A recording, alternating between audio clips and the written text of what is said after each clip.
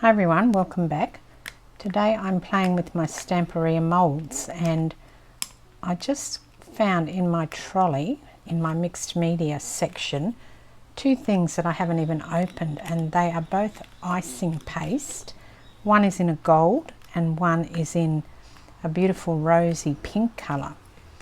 And so what I've realised is, I've just gone to put it on and I've realised that my mould has got some bits left in it from the last time I used it, which is a while ago now.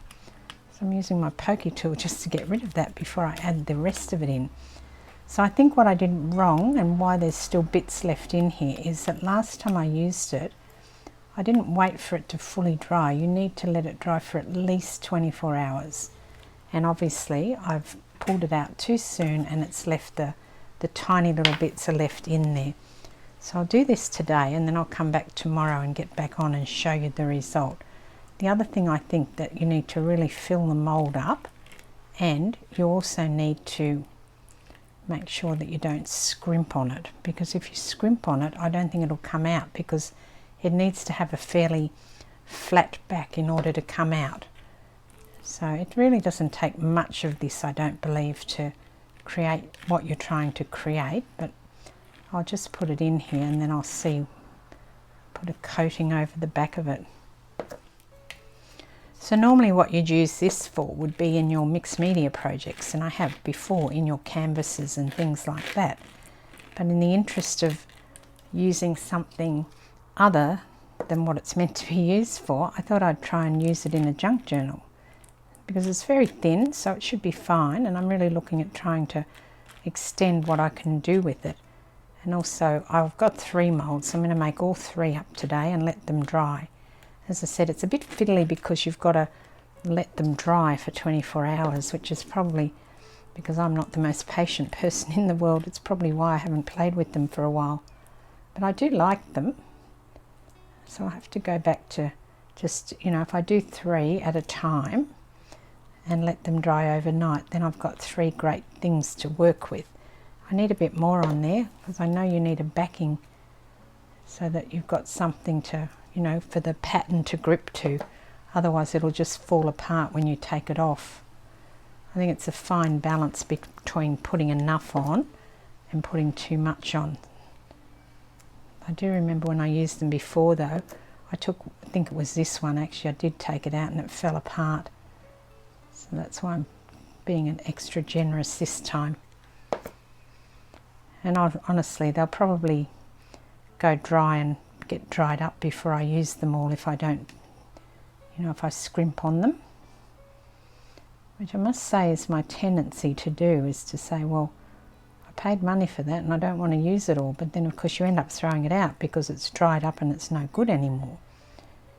So I think that might be enough. Now, it's not runny, this stuff is really thick, you can see that in the bottle. Okay, so you can turn it upside down, so it's not at all runny. And now I just want to flip this over and have a look and make sure I've filled all those gaps.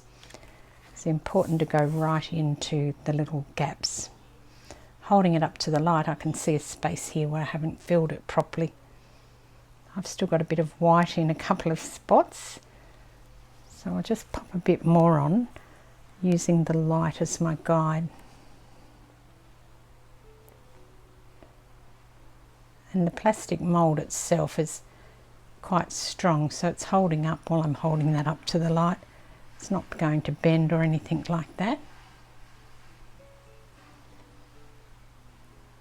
Alright, so I'll put that away and let it dry for 24 hours. And I'll just grab the next one because I really want to try the pink one. So this one here is called Vintage Gold, and it's by Finnabar, so it's Prima icing paste. Hold that up to the camera so oh, hang on, there you go. Alright, so that's that one. And this one here is the same, only it's called, I think it's rose or something. Get that straight for you. It's called Rose Gold. This one is the Rose Gold, which is just the most vintage pink. It's just beautiful. So I'm going to do it next. So I'll start by pushing it into the mould, and then as I work out I'll put more and more of a backing on it. But I found last time, unless I pushed it in like this, it didn't get the impression. It was okay, but you know, I like it a bit better than what it turned out. I'm sure that's just getting used to working with things like this.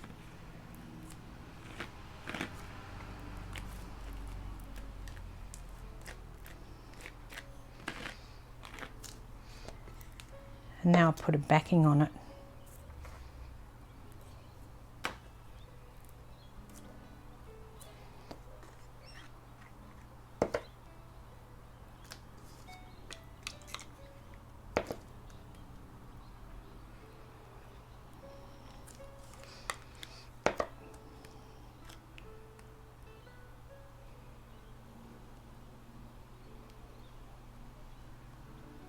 So the next thing that I wanted to try was the paste again, the icing paste.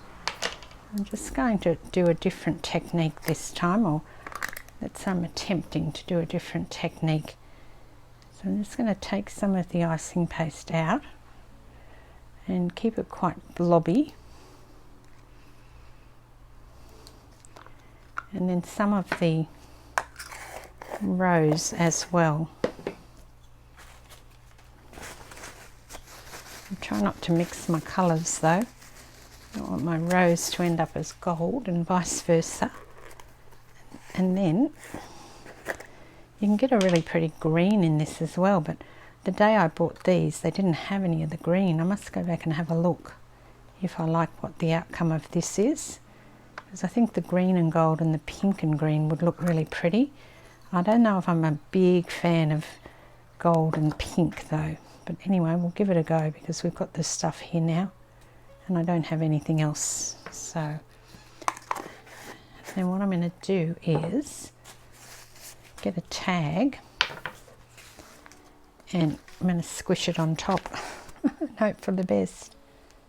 Now I'm just going to use my roller and run that across there and see what sort of effect I get. Okay, that's pretty neat. Try another one.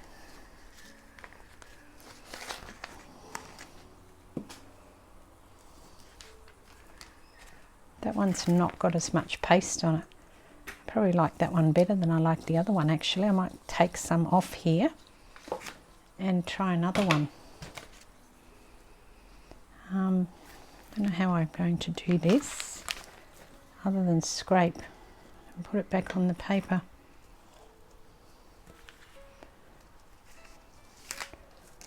Try one more.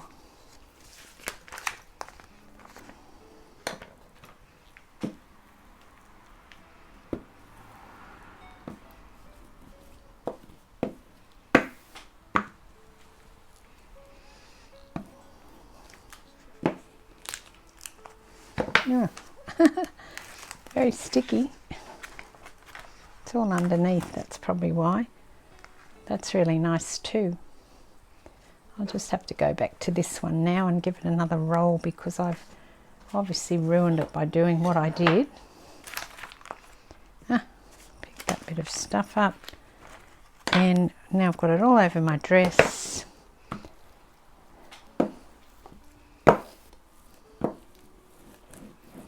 I'm using a plastic folder, you know, one of the ones you get from to slide things in. Oh, look at that.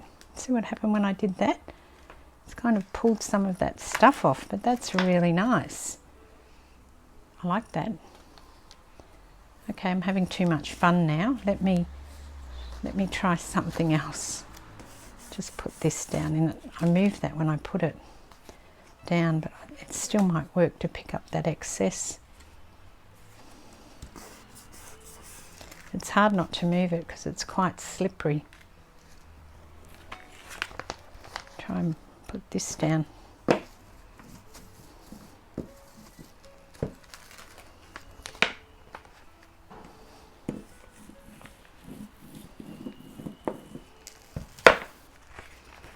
Now that's not too bad. So I've got a couple I particularly like this first one. That's really nice. Okay, I don't think I've got any more tags. I think they were the 4 that I had out. So I'll just let those dry now, and then I'll come back and I will show you, once that's dry, what I'm going to do with it. And I'm just going to have another go at that with this piece of dark paper. I thought if I put some gold across that, it might look really nice.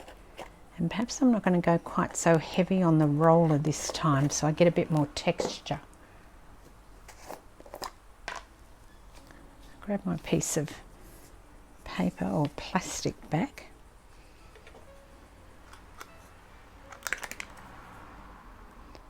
And I'll just put like a dots up there.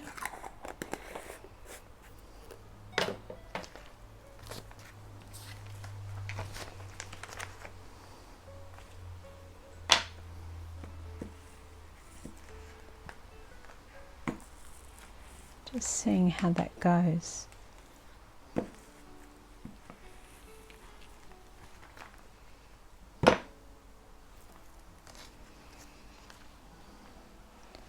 Okay, I need another piece of paper now that I've done that one. I'm trying to find another piece of dark paper in my stash here.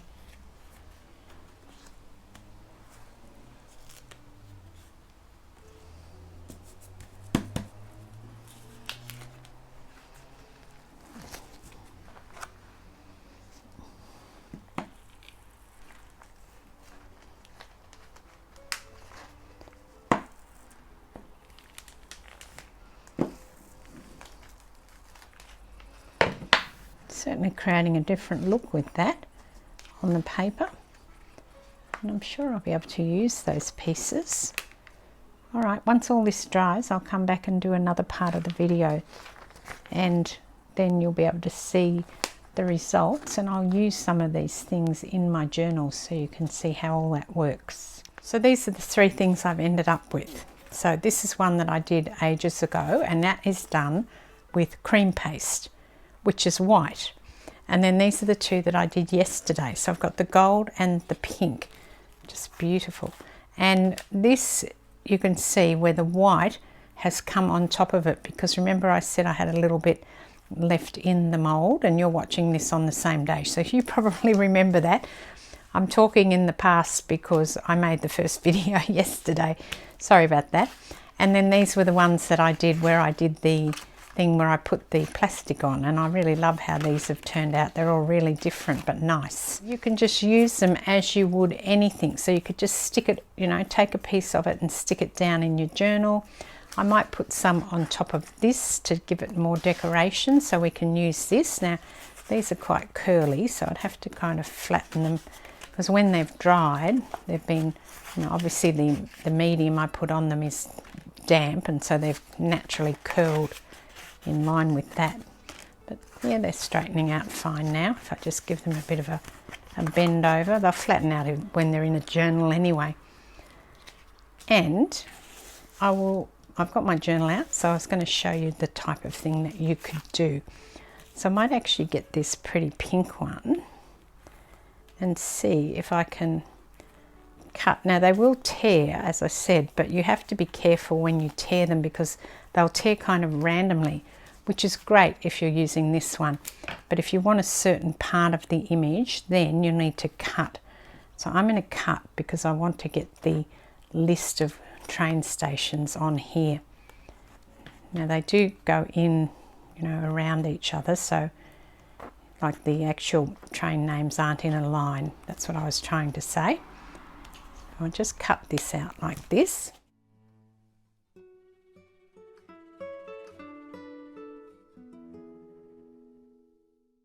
And cut it off here.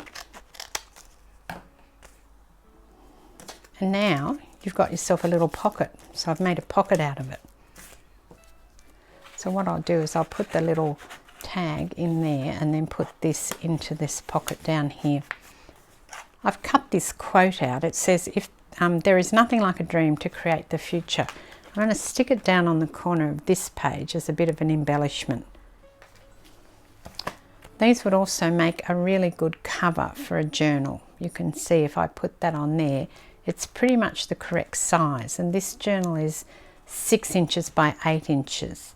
So I think the molds are about 7 by 5 or something like that. So that's why it fits perfectly on there. So you could just use it as a cover, or you could use it as a cover and then put more things on top of it. Because it's really, really thin, you can see that it's not thick at all. It's really not too bulky to put on a cover, and it's also super light, and that's why I think that they work so well in junk journals and on the outside of junk journals, because they're not terribly heavy. So you can also use them when you're creating clusters. So what I've done here is just put some paper down, a bit of tissue, a bit more tissue, and also a bit of lace. Okay, I just want it raggedy like that, so I've used my scissors a little, but in the main I've just torn that. Bit of glue, and I might try and tear this edge off actually. And then over the top I'm just going to put some lace. So I've just put some lace glue, because this stuff, as I said, glues really well, so it won't move, and I'll just put some lace over the top of that. And then maybe what I will do is seeing what else I can put on here to kind of finish it off. I've got a pink one. I don't know what happened to that pink one. Oh, here. So maybe what I'll do is I'll cut the cog out of here, and then I will also put this in here.